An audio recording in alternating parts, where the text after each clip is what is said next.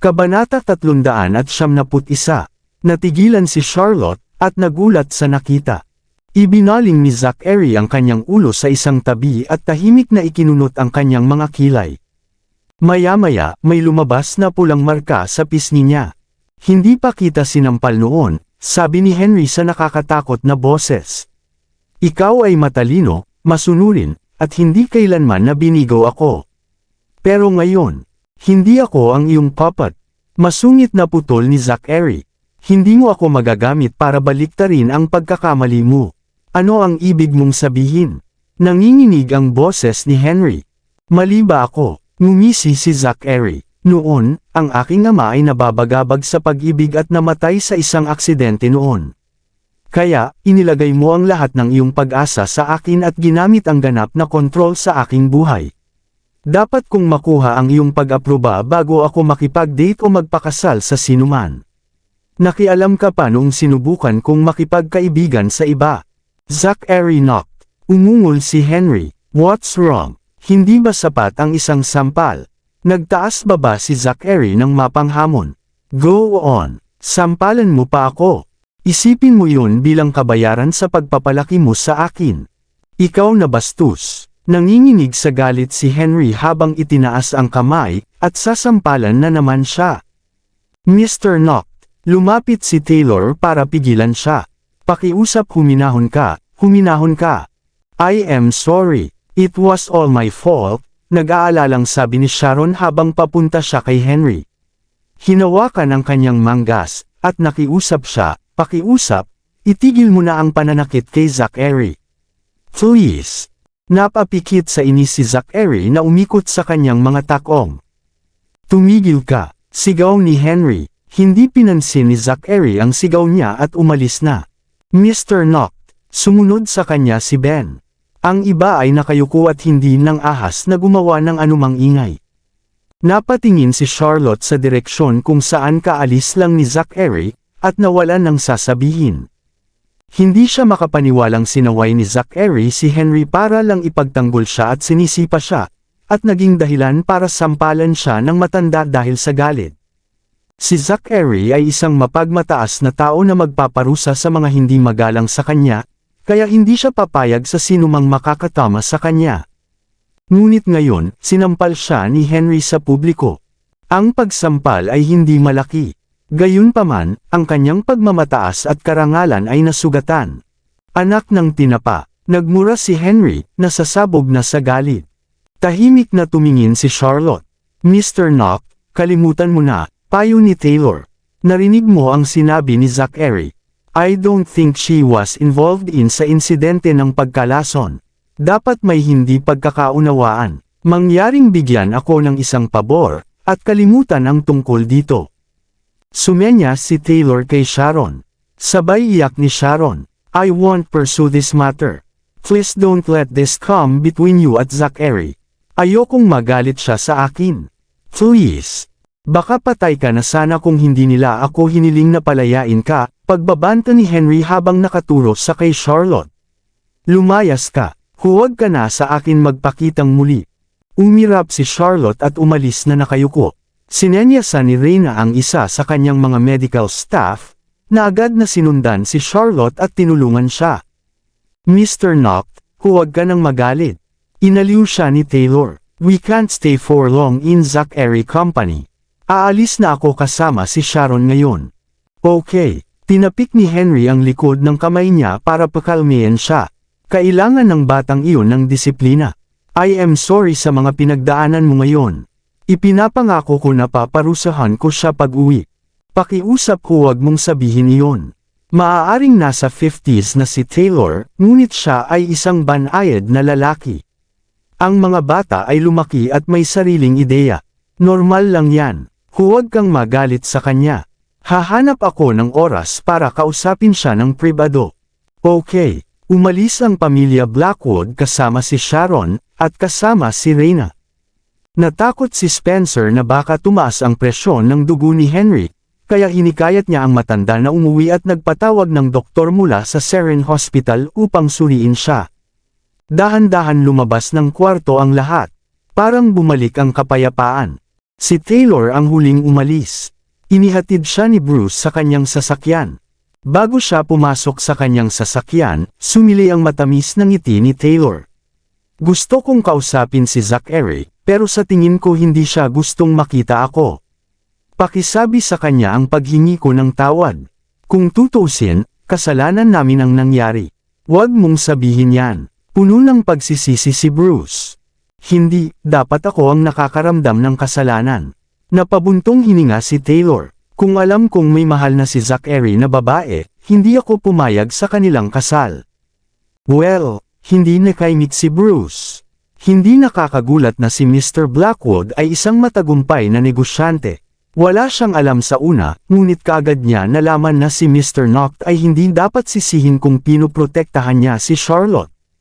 Sa totoo lang, hindi mahalaga kung sino ang may kasalanan.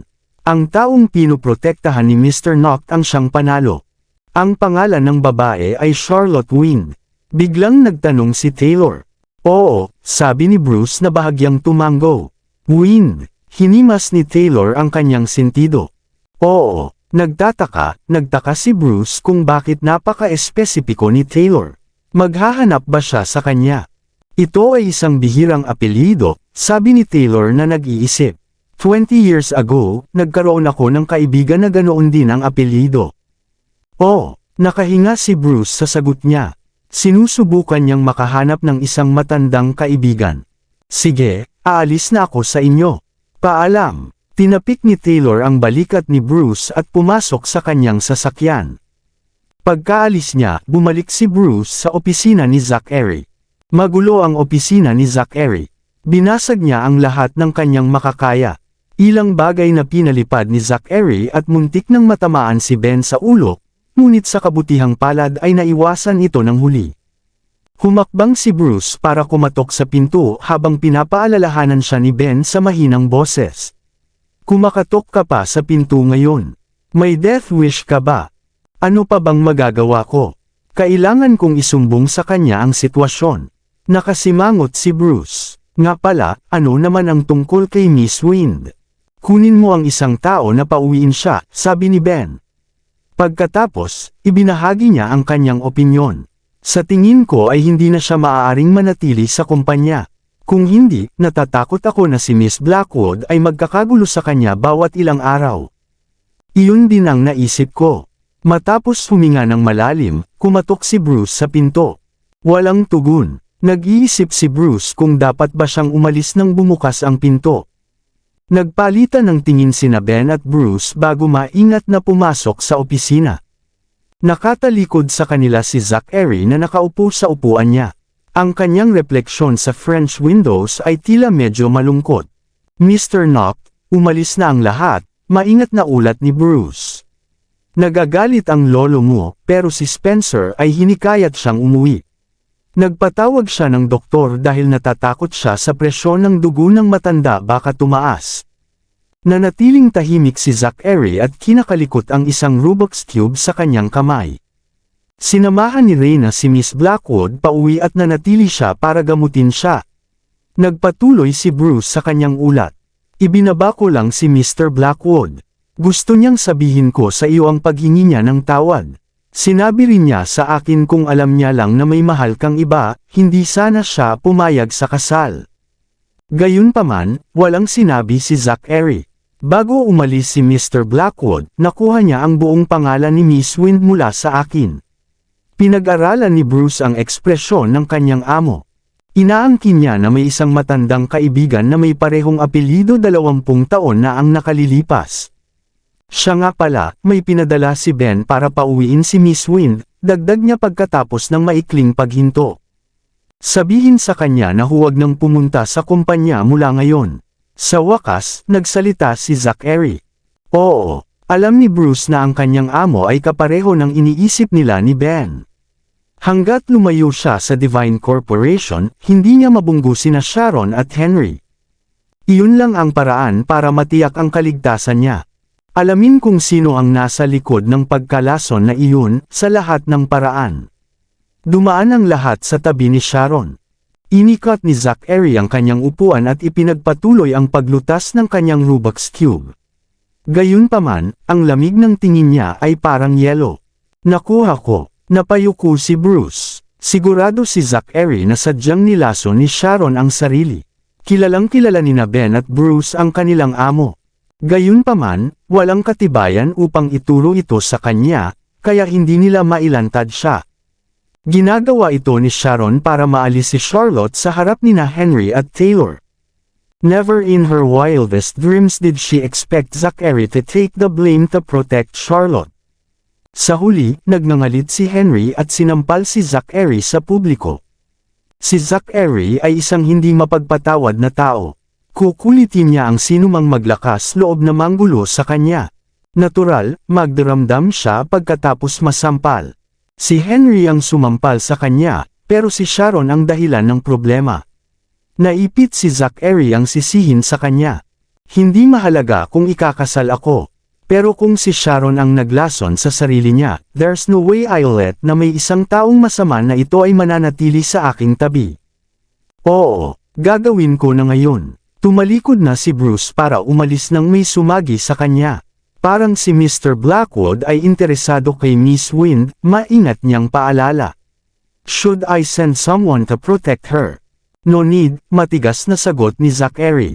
Naniniwala ako sa moral na katayuan ni Taylor. Gayunpaman, ang kanyang anak na babae ay ibang kwento. Oo, tumango si Bruce. Pagkatapos tanggalin si Miss Wind, dapat ko bang ayusin ang isang bagong trabaho para sa kanya? Hindi. Naging asero ang tingin ni Zachary habang nakakuyom ang kanyang panga. Huwag kang magayos ng bagong trabaho para sa kanya. Sa katunayan, siguraduhin hindi siya makakahanap ng bagong trabaho. Ang isang taong kasing tanga niya ay kailangang makaranas ng ilang mga paghihirap bago siya matuto ng leksyon. Nakuha ko. Yumuko si Bruce at umalis. Sa labas, kinakabahang nagtanong si Ben, anong nangyari? Mas kalmado na siya ngayon. Isang malalim na buntong hininga ang pinakawalan ni Bruce. Aalis ako para tuparin ang utos niya. Manatili ka sa kanya. Sige. Samantala, sinabihan ni Charlotte ang driver na ihatid siya sa Happy Avenue para makapaglakad siyang mag-isa pauwi. Nabigla siya sa mga pangyayari ngayon. Paulit-ulit na pumapasok sa kanyang isipan ang mapangalagaang tindig ni Zachary. Ang kanyang emosyon ay isang komplikadong timpla. I wonder kamusta na siya ngayon. Siguradong galit na galit siya. Mag-isa ba siyang naglalabas ng galit sa kanyang opisina? Siguradong sinira na niya ang lahat ng mamahaling alak at iba pang koleksyon sa kanyang opisina dahil sa galit. Paano naman yung markang pula sa pisngi niya? Masakit ba? Mas masakit yata ang puso niya ngayon. Napabuntong hininga si Charlotte. Minsan, hindi ko siya maintindihan. Siya ay palaging malupit at kontrolado sa harapan ko. Kung magpakita man ako ng anumang senyales ng pagsuwi sa kanya, pahihirapan niya ako na parang baliw. Ngunit sa tuwing may problema ako, darating siya at ililigtas ako sa oras. Akala ko ay kakampi siya ngayon ni Sharon at tanungin ako ng marahas bago ako ipadala sa istasyon ng pulisya. Bakit niya ako tinulungan? Hindi ko magets. Biglang nagring ang phone niya. Ito ay isang tawag mula kay Lucy. Mabilis na sagot ni Charlotte. Hello, Charlotte Wind, tumatawag ako sa ngalan ng kumpanya. Na-terminate ka na. Ang sweldo mo para sa buwan na ito ay ililipat sa iyong account sa lalong madaling panahon. Iimpake ko ang iyong mga gamit at ipapadala sa iyo. Ibigay mo sa akin ang iyong address, mabilis na wika ni Lucy. Medyo natagalan si Charlotte para makabawi. Okay, got it. Walang importante doon. Ikaw ay maaaring itapon ang mga ito. Mabuti, napapikit si Lucy. Mag-iingat ka. Ikaw din. Ingat ka. Alam ni Charlotte na darating ang araw na ito. Alam naman kasi ng lahat na si Zachary ang may gusto sa kanya. Kahit na pumayag si Henry na itigil ang pagpupursige sa bagay na iyon, hindi siya papayag na manatili siya kay Zachary. Mabuti, hindi kami magtatalo kung hindi kami magkikita. Huminga ng malalim, bumilis ang mga yapak ni Charlotte habang pauwi. Sa sandaling iyon, muling tumunog ang kanyang telepono sa isang tawag mula kay Amanda. Ang babaeng ito ay nawala ng ilang sandali. Noon, pinahihirapan ni Amanda at Luna ang mga bagay-bagay sa kanya. Siyempre, pinagbayad sila ni Zachary ng malaki para sa kanilang mga aksyon. Matapos nilang mapagtanto na si Charlotte ay sinuportahan ni Zachary, tumigil sila sa panggigipit sa kanya. Bakit niya ako kino-contact ngayon? Nakatanggap ba siya ng balita na pinaalis ako ng Divine Corporation? Kung ano man ang dahilan niya, I've decided to cut off ties with them. Tinanggihan niya ang tawag at nagpatuloy sa pag-uwi. Gayunpaman, muling tinawagan siya ni Amanda. Napakunot ang noo niya at nag-alinlangan bago sinagot ang tawag niya. Hello. Ako ito, lumapit si Amanda sa linya. Don't worry, I'm not trying to trouble you. Let's make a deal. Deal. Natuwa si Charlotte sa kanyang kahilingan. Anong deal ang maaari nating gawin? Hindi mo ba gusto ang bahay na ginawa ng iyong ama para sa iyo? Hindi mo ba gusto ang imperyo ng negosyo ng iyong ama? Ipinahayag ni Amanda ang kanyang intensyon. Kung gagawin mo, halika salubungin mo ako. Ano ang sinusubukan mong gawin? Lalong lumalim ang pagkunot ng noo ni Charlotte. Wala, babae ka ni Zachary, habang sinusubukan lang naming mabuhay. We dare not play any tricks. Isang mapait na tawa ang pinakawalan ni Amanda. Luna and Hector are divorced.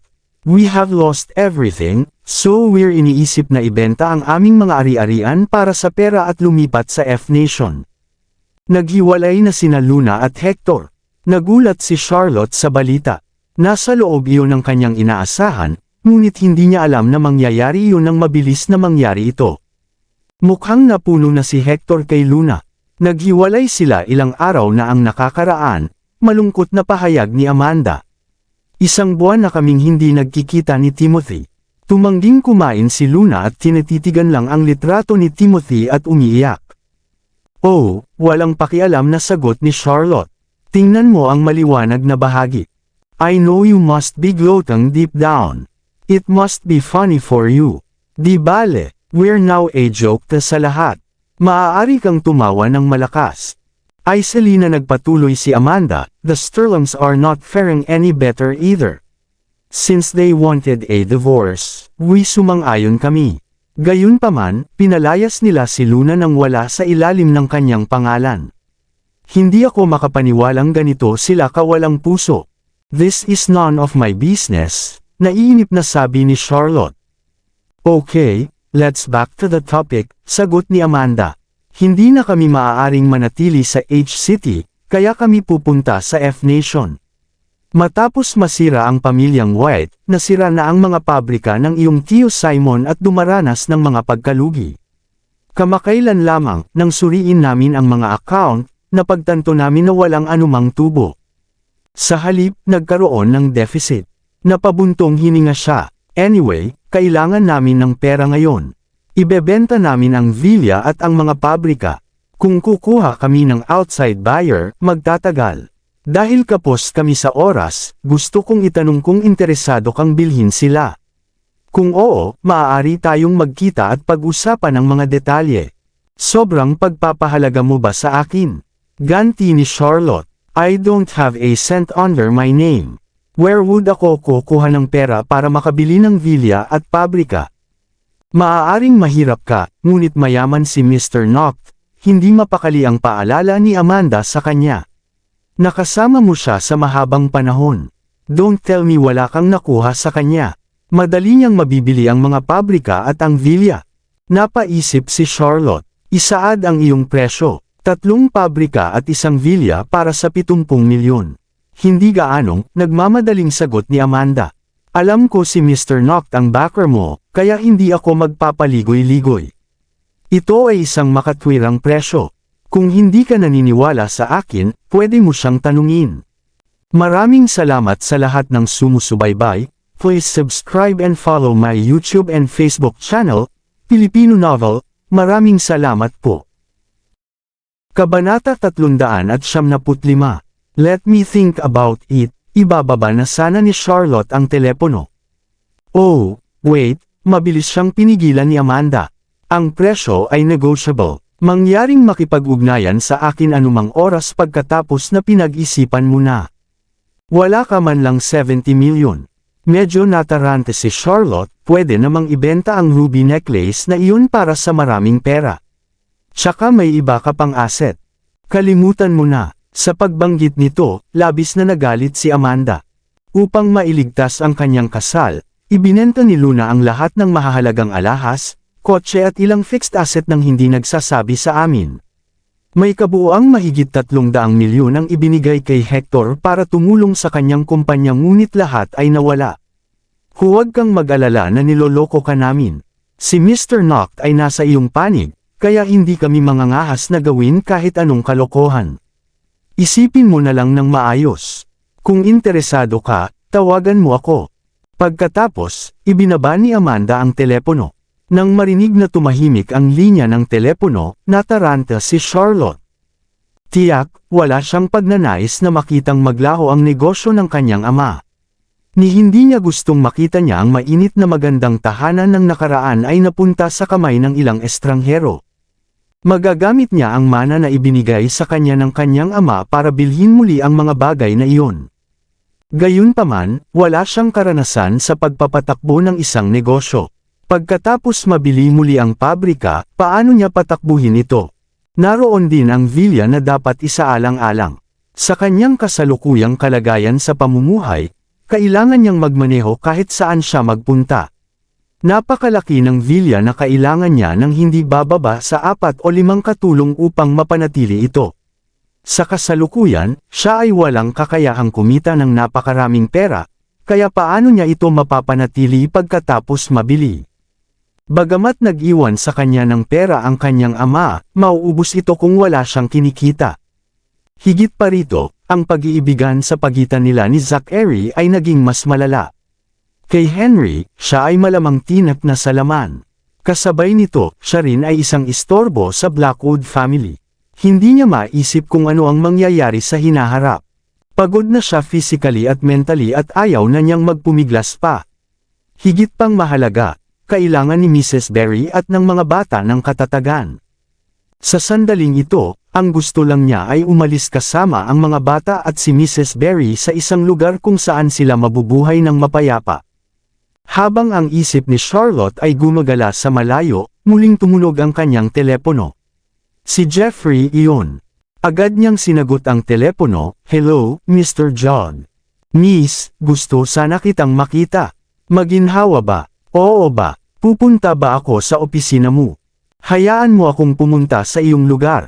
Ipadala sa akin ang iyong address, pakiusap." Okay. Pagkababa ng telepono, ipinadala ni Charlotte kay Jeffrey ang address ng malapit na cafeteria. Tapos, tumawag siya kay Robbie, na sinasabi sa kanya na dalhin ang kanyang mga nakababatang kapatid na lalaki at babae sa bahay kasama ang mga nurse pagkatapos ng paaralan at manatiling tahimik sa bahay. Nangako si Robbie sa kanya ng may katiyakan. Sa ganoong paraan, makakapag-concentrate siya sa kanyang trabaho nang hindi nababahala tungkol sa kanila. Nabanggit pa niya na tatawagan siya kung meron. Naaliw si Charlotte. Ngayong may smartwatch na ang kanyang 3 anak, naging madali na itong makipag-usap kasama nila. Mahigit 10 minutong naghintay si Charlotte sa cafeteria bago dumating si Jeffrey, napawisan at humihingal. Nang makita siya, sinabi niya, "Miss, alam mo bang ibebenta ang Wind Corporation?" "Kakatanggap ko lang ng balita." Tumango si Charlotte. "Nakontak ka ba ni Simon?" Hindi niya ako partikular na hinanap.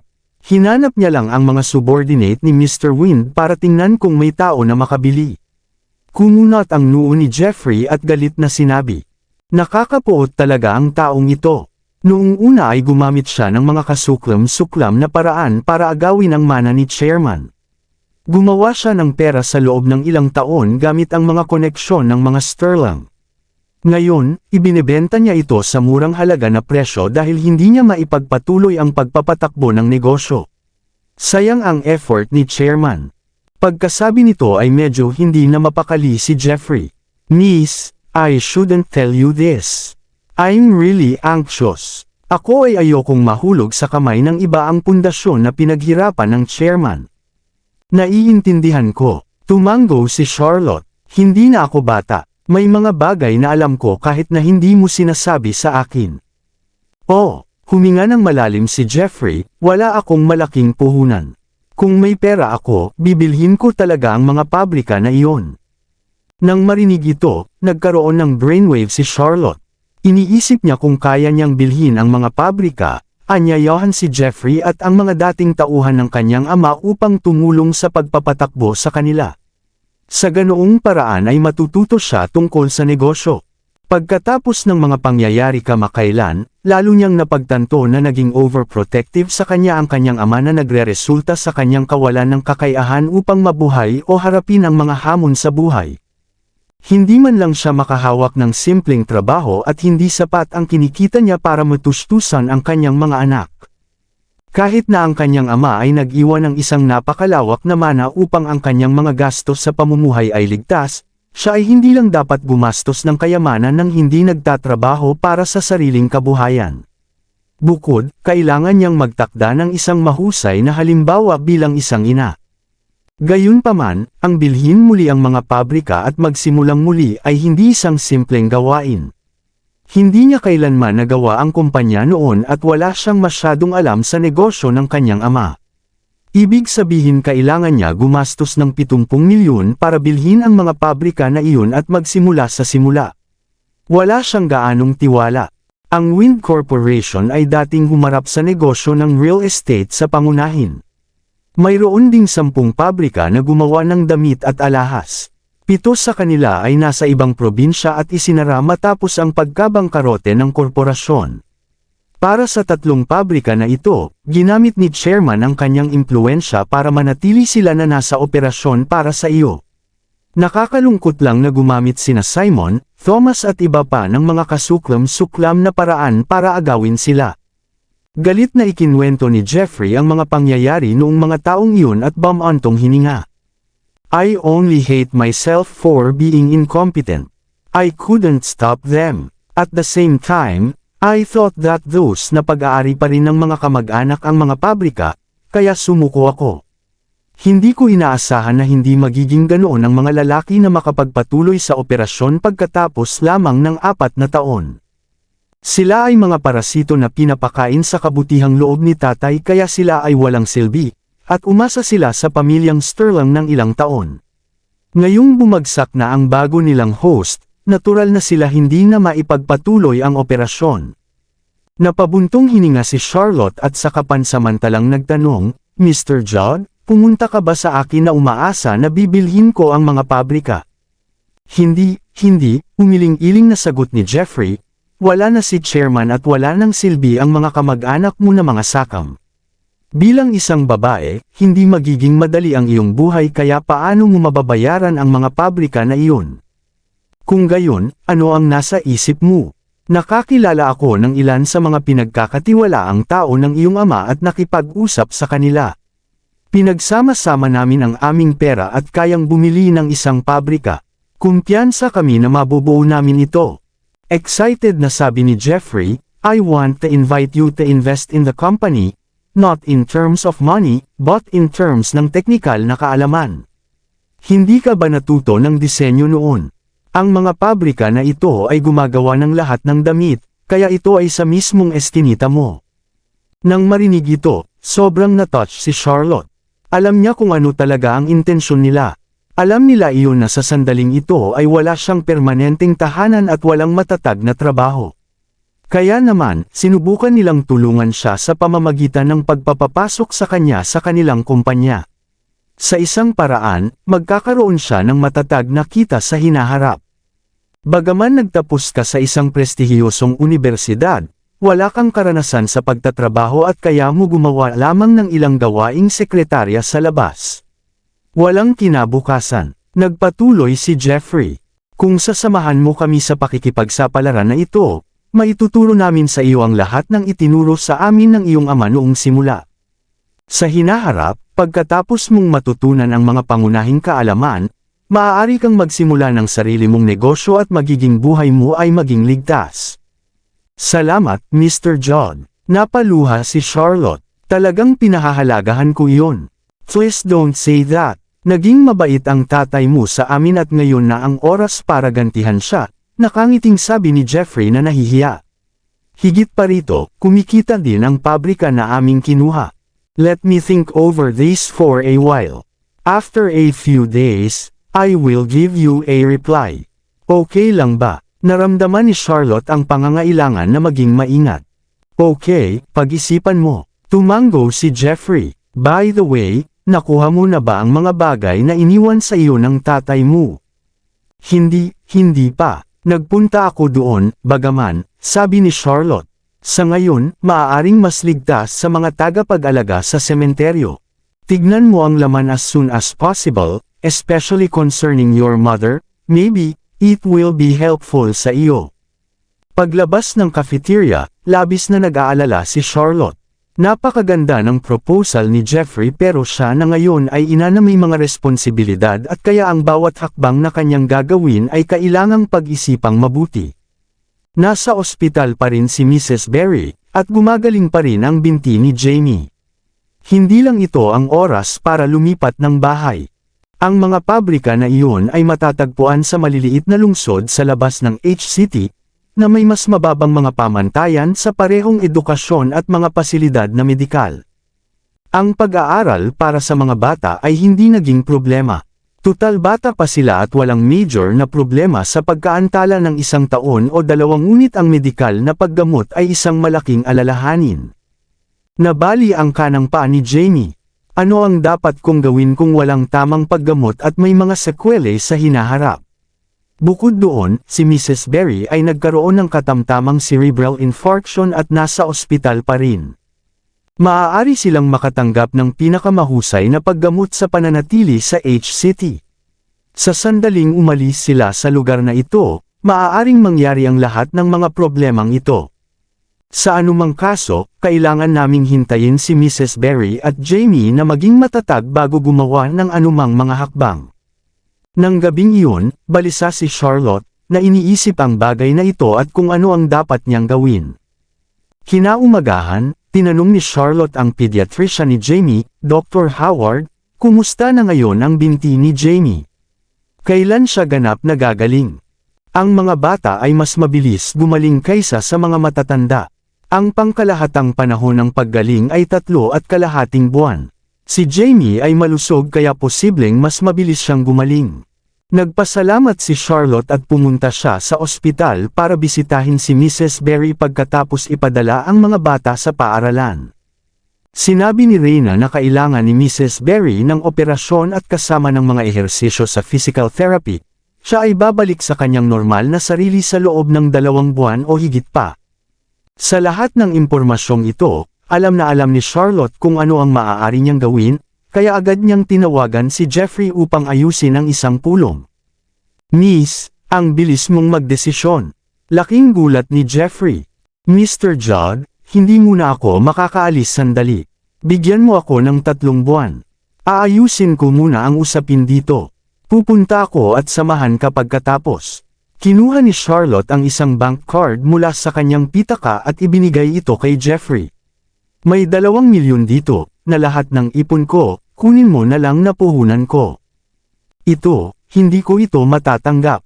Nagmamadaling tumanggi si Jeffrey. Wala kang magiging problema sa pagpunta sa pabrika sa ilang buwan. Medyo matagal bago tayo maghanda. Kailangan mo lang i-invest ang iyong teknikal na kadalubhasaan. Bakit mo ako binibigyan ng pera? Dapat mong kunin ang perang ito, giit ni Charlotte. Ako ay gagawa ng pamumuhunan at bibili ng mga bahagi. Pagkatapos lamang pwede na natin i-allocate yung shares. Kung hindi, mahihiya akong hatiin ang kita. Pero, alam kong ginagawa mo ito para sa aking kapakinabangan, at alam ko rin na ang pagbili ng pabrika ay hindi maliit na halaga. Bulalas ni Charlotte, ang 3 pabrika ay napakalaki sa mga tuntunin ng lugar. Lahat sila ay nagkakahalaga ng pera kasama na pagbili ng makinarya. Bueno, hindi natin mabibili ang lahat ng 3 pabrika ng magkasama.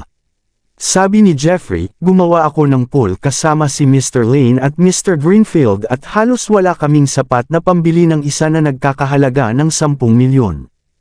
Tapos yun, idiniin ni Charlotte ang bank card sa mga kamay ni Jeffrey. I'll invest 2 million, kaya sa hinaharap, pagmamayari ko ang 20% ng mga pagbabahagi. Hindi ka magbabayad. Ibibigay namin sa iyo ang iyong mga bahagi. Ayaw tanggapin ni Jeffrey ang kanyang pera. Ikaw ay isang babae, at kailangan mong magtabi ng pera sa iyo. Kung hindi ako magbabayad, hindi ko matatanggap ang mga pagbabahagi. Nakaramdam ng pagkabalisa si Charlotte. Nakikiusap ako, huwag mo sana sa akin na iparamdam na parang parasite.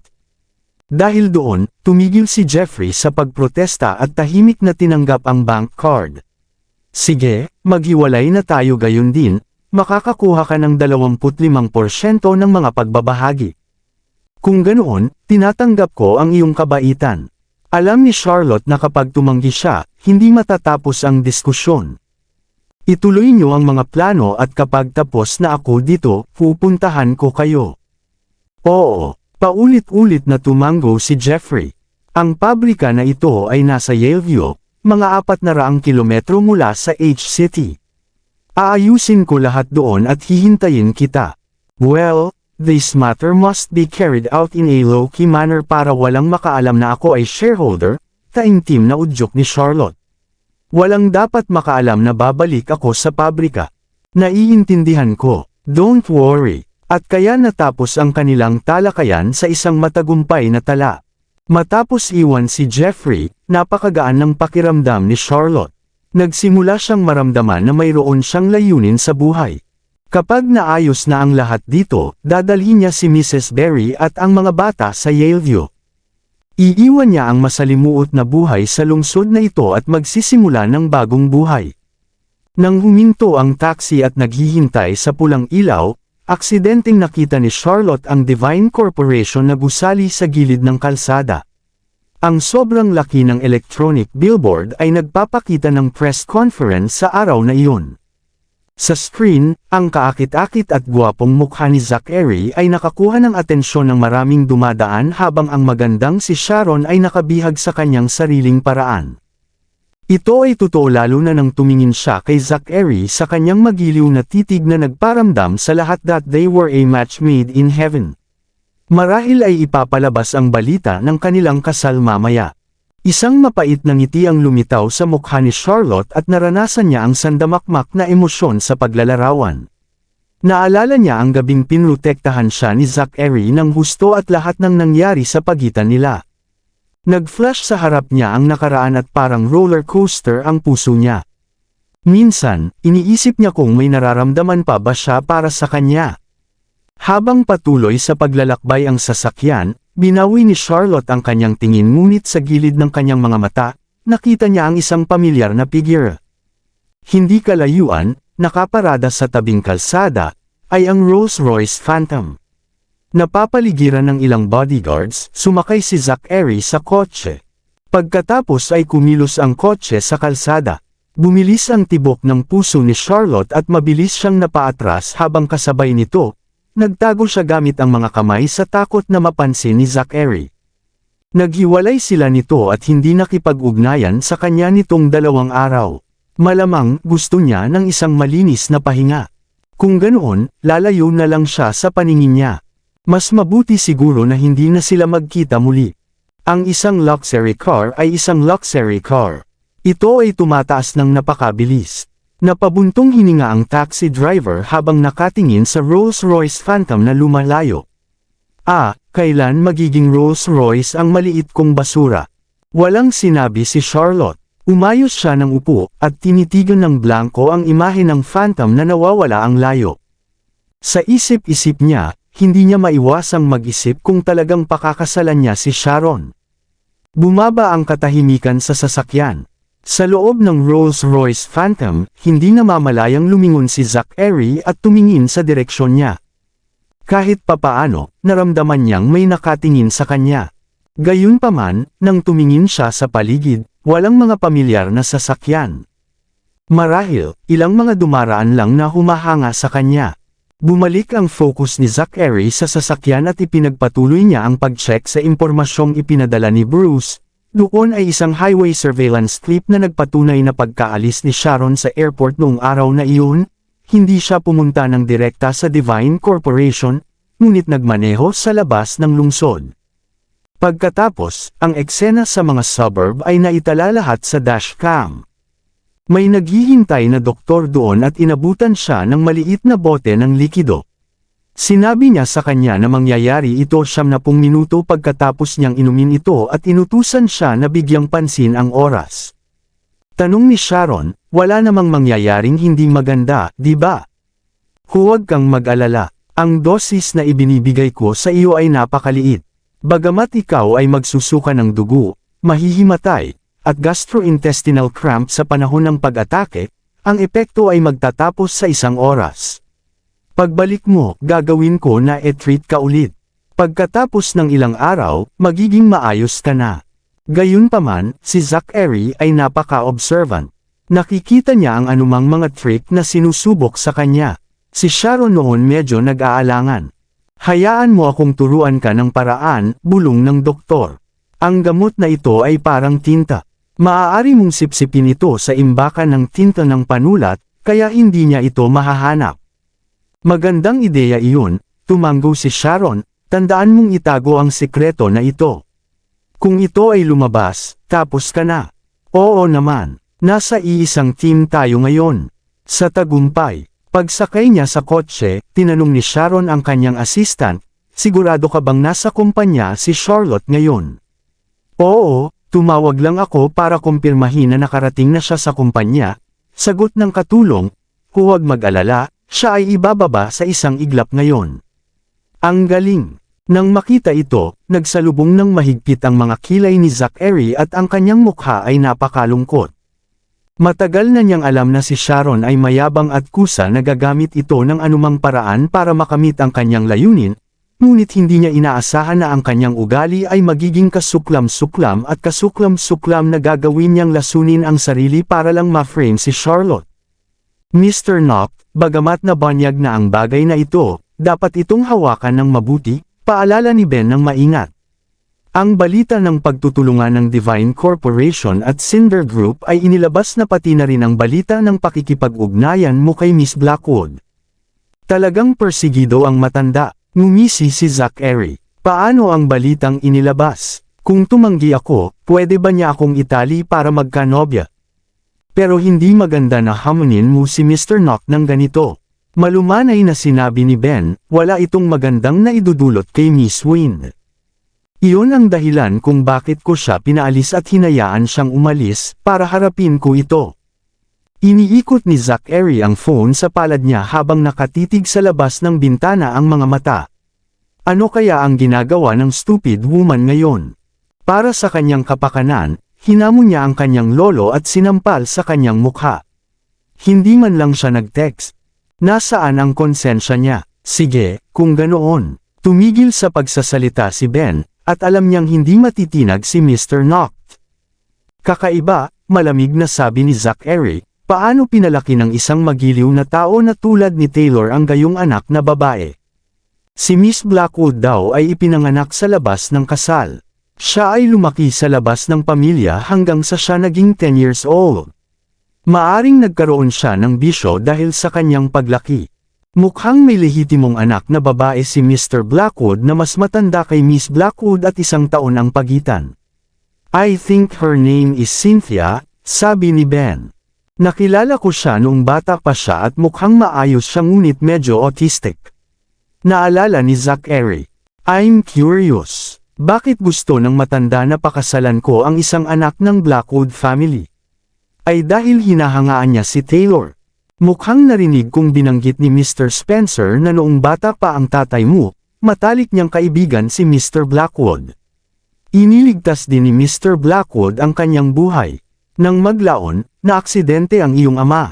Si Mr. Blackwood na ang nag-alaga kay old Mr. Knock. Sa pagsasalita tungkol dito, ang pamilya Knock ay may utang sa pamilyang Blackwood, isang malaking pabor. Dapat ko bang ibalik ang pabor? Ngumisi si Zachary. Hindi mo masasabi yan. Napaka-objective ni Ben. Ito ay higit sa lahat dahil si Miss Blackwood ang tamang kandidato para sa iyo, at alam niya kung paano pasayahin si Mr. Knock. Isa pa, tinatago niya ang tunay niyang ugali, at sa mabuti ay nalinlang ang matanda. Ang matanda ay gumagawa din ng mga maling paghuhusga, Mahinang pagmumura ni Zachary. Nagiging matanda, mas nagiging tanga, ang isa. Mukhang rebelde ka kapag sinabi mo iyan. Maingat siyang tiningnan ni Ben. Kailangan mo bang magsabi ng kalokohan? Sinaman siya ng tingin ni Zachary. Nakapunta na ba siya sa 3 maliliit na brats na iyon ulit ngayon? Oo, nabalitaan ko na diretso siyang pumunta sa kindergarten. Medyo nag-alala si Ben. Gusto ni Mr. Noct ang 3 bata na ito, ngunit labis siyang napupuot kay Miss Wind. Kung alam niyang pag-aari niya ang 3 batang ito, ayokong malaman kung ano ang magiging reaksyon niya. Na-curious din ako, ngumisi si Zachary, hindi ba siya mapagpanggap? Ang pangyayaring ito ay dapat na magturo sa kanya ng isang aral, at ipaalam sa kanya na ang kanyang paghatol ay may depekto. Nadama ni Ben na matalino na huwag magkomento. Napanatili niya ang kanyang kapayapaan. Sa Apple Kindergarten, natapos ng 3 bata ang kanilang mga klase. Habang naghahanda na silang umakyat sa school bus, huminto ang isang Rolls Royce. Bumukas ang pinto at tinulungan ni Spencer si Henry na makababa mula rito. Mula sa malayo, kumaway si Mr. Henry sa 3 bata, "Mga bata, nandito ako para makita kayo." Mr. Henry, sumugod si Ellie sa matanda, muntik na siyang matamba. "Oh, my little sweethearts." Dahan-dahan, sa sobrang takot ni Spencer ay halos lumundag ang puso niya. Hindi na kaya ni Mr. Henry ang pagtakbo mo sa kanya ng ganito, baka mahulog siya. Ano ang maaaring mangyari? Pinandilatan siya ni Mr. Noct, "Maaari ba akong saktan ng 3 taong gulang?" Hindi, pero, ibinaba ni Spencer ang kanyang ulo, at hindi na nang ahas na magsalita pa. Kabanata 400, "Miss na kita, Mr. Henry." Niyakap ni Ellie si Henry sa leeg, "Miss mo na ba ako?" "I do." Natunaw ang puso ni Henry. Ginulo niya ang buhok ni Ellie at buong pagmamahal na sinabi, "Kaya nga narito ako para makita kayo." Si Mr. Henry ang pinakamahusay. Nagsaya si Ellie habang nakataas ang mga braso sa hangin. "Mr. Henry." Lumapit sina Robbie at Jamie kasama ang mga medical staff. Si Henry ay tumingkayad sa lupa at niyakap si Robbie, tapos si Jamie habang nakangiti hanggang tenga. Sa pagmamasid sa gilid, isang ipinaalala ni Spencer, "Mr. Noct. Hindi ka maaaring maglupusay ng masyadong mahaba. Halika sige, bumangon ka na." "Anong kalokohan?" ungol ni Henry. "Mr. Henry, okay na ba ang likod mo?" Tahimik lang si Robbie habang tinutulungan si Henry gamit ang maliliit na kamay. Tumayo si Henry, at minasahe ang likod, at bumantong hininga. I'm fine. This is nothing. I will take you all to Fairy Tale Land, okay?" "Okay." Sabay na sagot ng 3 bata. Natuwa sila nang marinig na pupunta sila sa Fairy Tale Land. Pati si Ellie ay pumalakpak habang tumatalon sa paligid sa excitement. "Halika na, sumakay na tayo sa kotse." Inakay ni Henry sina Robbie at Jamie sa kotse. Sa sandaling ito, may dumaan na taxi sa malapit, at nakita ni Charlotte si Henry nang siya ay bababa na sa sasakyan. Nagmamadali siya at nagtago pabalik sa kotse. Lumakas ang kabog ng puso niya. Bakit nandito si Henry ng ganitong oras? "We're here. Hindi ka ba lalabas?" tanong ng taxi driver. Sandali lang. Ibinaba ni Charlotte ang kanyang katawan sa backseat at bumulong, "You can keep sa metro na tumatakbo. Isipin mo na lang na isa pang sakay. Sa simula pa lang ay palihim kang kumikilos. Ano ang pinaplano mo?" Yung taxi driver ay nakasimangot. "Sinusubukan mo bang kidnapin ang mga bata?" "Siyempre hindi." Kinakabahang sumagot si Charlotte, "Nandito ako para kunin ang mga anak ko." "Kung ganoon, bakit hindi ka bumaba ng kotse?" Naiinip na sabi ng taxi driver, "Lumabas ka sa kotse kaagad, o tatawag ako ng pulis." "Maghintay." Galit na galit si Charlotte. Kung bumaba siya ng sasakyan ngayon, makikita siya ni Henry. Sumilip siya sa bintana at nakita ang isang bodyguard na itinulak ang wheelchair ni Jamie sa gilid ng sasakyan at saka siya dinala sa kotse. Sinarado ang pinto ng sasakyan. "Bababa ka ba o hindi?" sigaw ng taxi driver. Walang choice si Charlotte. Iniwan niya ang sasakyan at nagtago sa likod ng isang basurahan, na inilabas ang kanyang leeg upang sumilip. Hindi umikot ang sasakyan, hindi rin umandar. Dahil tapos na ang paaralan, at ang mga school bus ay sumakop na sa lane. Kinailangan ng Rolls-Royce na hayaan munang umalis ang mga school bus. Wow! Ang daming Barbie dolls. May mga princess dress at ang gaganda. Pagsakay pa lang ni Ellie sa kotse, nakita niya ang maraming magagandang Barbie doll, plushies, at iba't ibang Disney na mga damit ng prinsesa. She cheered with excitement. Haha, basta gusto mo. Nang makita ang masayang mukha ni Ellie ay nagbigay din ng matingkad ng ngiti kay Henry. Wow! Ang daming laruan. Nakita din ni Jamie ang kanyang mga paboritong laruan. Isang buong hanay ng mga Transformer, Ultraman, at iba't ibang Marvel superheroes. Maingat na hinaplos ni Henry ang buhok ni Jamie. Binili ko ito para sa iyo. Gusto mo ba sila? Mahal ko sila. Salamat, Mr. Henry. Sagot ni Jamie habang masayang binubuksan ang packaging. Robbie, para sa iyo ito. Inabot ni Henry kay Robbie ang isang kahon. Salamat, Mr. Henry. Kinuha ni Robbie ang box at binuksan. Ito ay isang customized na ultra-slim computer. Nagulat siya, Mr. Henry, hindi pa ako magaling gumamit ng computer.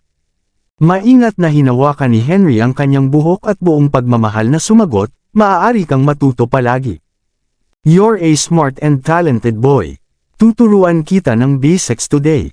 Then, turn on the computer every day sa pag-uwi mo pagkatapos ng klase. Aayusin ko ang mga world-class na guro upang bigyan ka ng mga online na aralin para sa 2 oras araw-araw. Magiging child prodigy ka nang wala sa oras. Salamat, Mr. Henry. Nagniningning ang mga mata ni Robbie. Then, kaya kung protektahan si Mommy and may mga kapatid. Good boy. Niyakap ni Henry si Robbie sa pakiramdam ng tagumpay. Gagawin talaga kitang hari.